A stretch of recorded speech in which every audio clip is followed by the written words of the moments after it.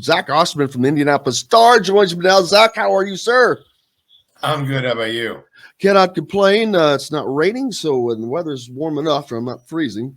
I'm just sitting here looking over Kyle Nedrip's article he has in the Star about where all the Indiana natives have transferred in basketball, and I'm just like shaking my head at at these names. Nigel Pack, of course, we'll heard about. We'll talk about Christian Lander went to Western. Rob Finney off to Cincy. Dre Davis. These are all stars. Ali, Mike Saunders Jr. is another. Eric Hunter Jr. Jalen Blackman. Luke Brown transferred from Stetson to Ball State. Now he's leaving Ball State. It's man, a scorecard won't even help anymore. It's hard to keep up with where anybody is. Yeah, I mean, this is this is a new world, and we've kind of seen it coming in patches in the last few years, and obviously, I think NIL has also kind of introduced different layers to this.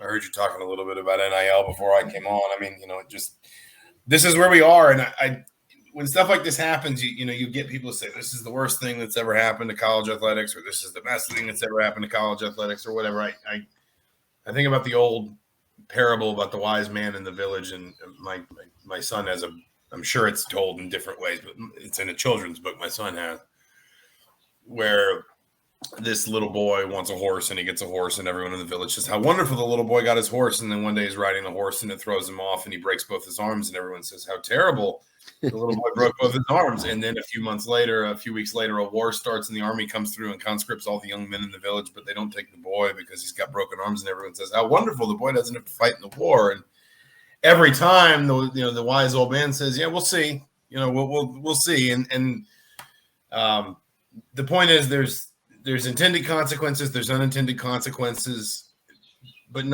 it's never the end of the movie. It's always just kind of a question of what's next. And, we'll sit here and talk this year about, the whole Miami NIL thing that's come out in the last couple days, and look at all these players in the portal.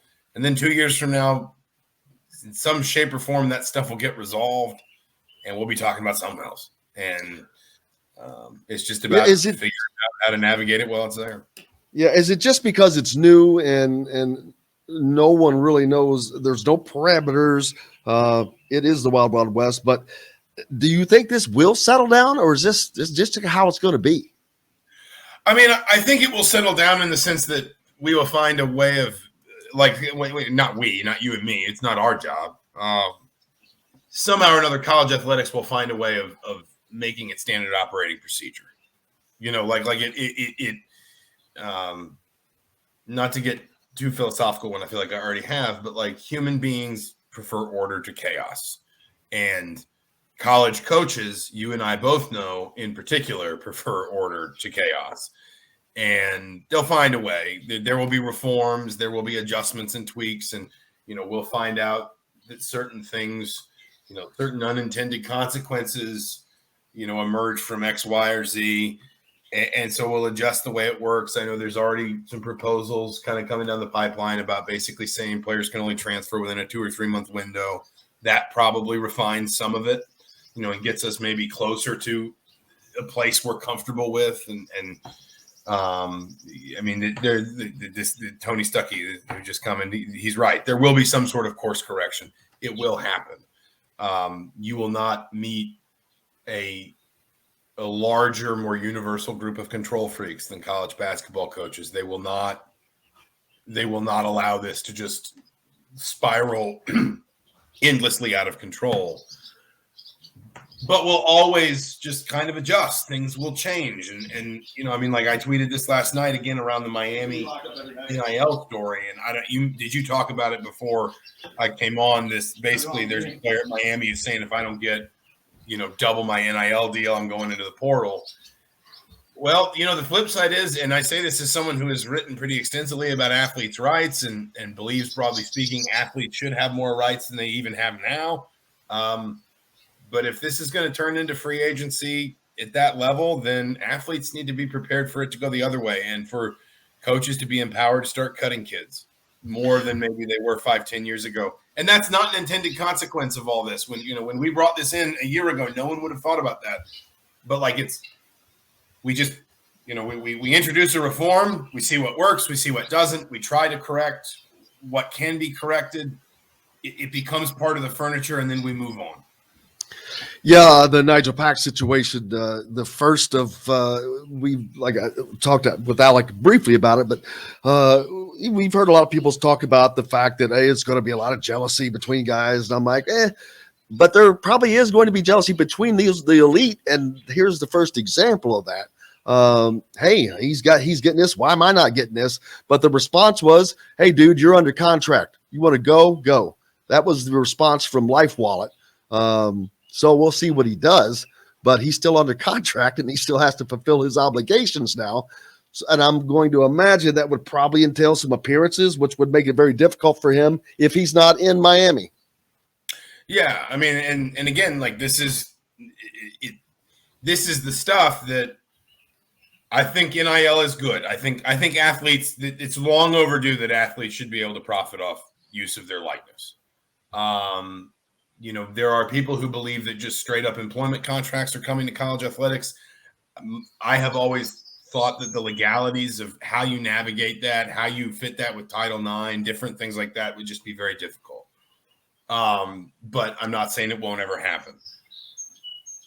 We won't have intended for this specifically to be a consequence of NIL, but now it is. And more broadly, we will have expected that there would be unintended or unforeseen consequences we would have to navigate when they came up.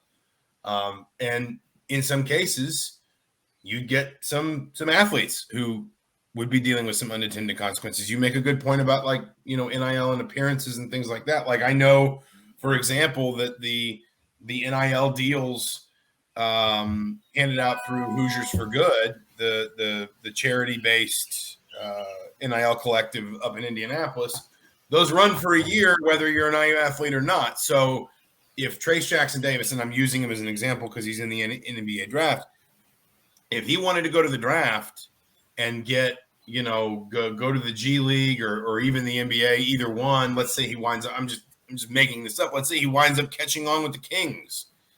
Well, he's still got, 5 figures, maybe 6 figures tied up in obligations that will require him to come back to Indiana. And that's something that players, it's a great idea when I'll just make a few $1,000s to shoot a couple YouTube commercials, sure.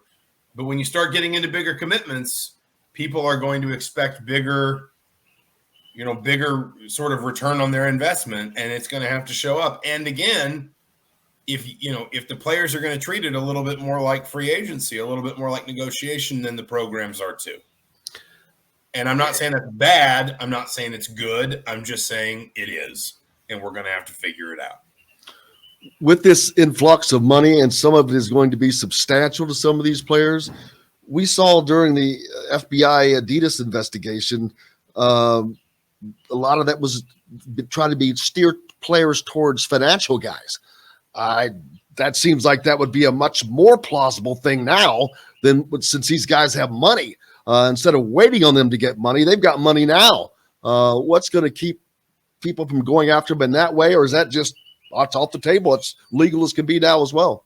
I think a lot of people would respond and say, "What was keeping them from doing that before? It just wasn't legal. You had to close the door to do it, so to speak, rather than close. You had to draw the blinds before you did it.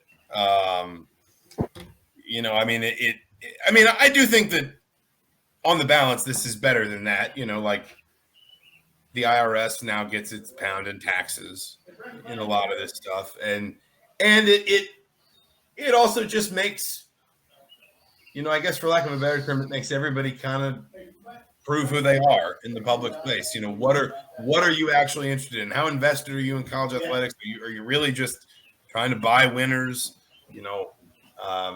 I do think that for the majority of athletes, it actually will teach a lot of good lessons about both the dollars and cents part of it, of like, I'm making money, I have to pay taxes. How do I set that up? What do I do with that money? All those different kinds of things. And then also the wider implications, making connections, with people who, going ahead and making connections with business leaders who might be able to help you later in life, exposing yourself to, some really important kind of economic, what's the word I'm looking for? Economic principles like return on investment, understanding what that means when it directly relates to you, understanding, having to familiarize yourself with some of this stuff earlier than you might otherwise have to. And I know that like Indiana is not the only school. There are a lot of schools that have built in even more financial training for athletes, because they're saying, well, all of a sudden these kids are going to get more money. That we need to prepare them for that. I think all that's good. And I think the vast majority of it will be good. And because they are such outliers, what will happen is we will wind up highlighting the small number of cases that feel extreme or maybe untoward, like what's happening in Miami. And I'm not even saying what's happening in Miami is bad, but it does feel extreme. And we'll wind up highlighting that because it's a big dollar figure, it's a good headline, and it's unusual because most cases aren't going to work out like that.